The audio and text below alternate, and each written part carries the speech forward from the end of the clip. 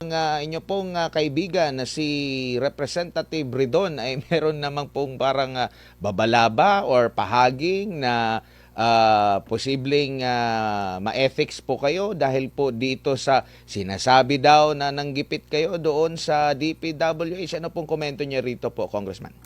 Sir, mag-share ako sa iyo ng sekreto. Gustong-gusto kong i-ethics nila ako para may oportunidad ako na ilabas lahat ng mga alam ko tungkol sa mga gawain sa Kongreso.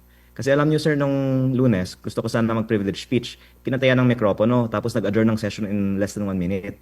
Kaya mabuti po i-ethics nila ako para pwede akong magpahayag ng pahayag na lang sa Kongreso. Yung sinasabi ko po kay Congressman Redon, ang kanyang party list, Bicol Saro, ay may 150M insertion sa 2025. Dalawang road project, 75 million pesos each. Meron din po insertion sa 2026 kasi kaming lahat ay hiningan ng submission ng at least 150. Yung mga party list nga po, 160M per party list. At mukhang pag pinapahayag ko ang mga ito, maraming mga nagagalit na nabubulgar ang kanilang pinagkikitaan. Kaya hindi ko naman po sinasabi na may masamang ginawa si Congressman Redon sa kanyang mga uh, insertions, di umano, ng kanyang party list.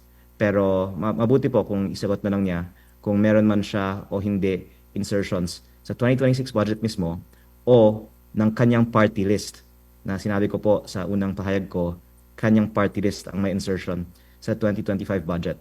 Ngayon, tungkol sa kanyang sinabi na i-ethics niya ako dahil sa illegally obtaining the file, parang nakakatawa talaga para sa karamihan ng mga Pilipino na kahit na sinasabi ng iba na ang priority natin ay sugpuin ang corruption, ang preoccupation naman ng iba in the last few days ay ang dami pong mga opisyal na nagpahayag na ang files ko ay hindi dapat maging ebidensya sa korte, so on and so forth.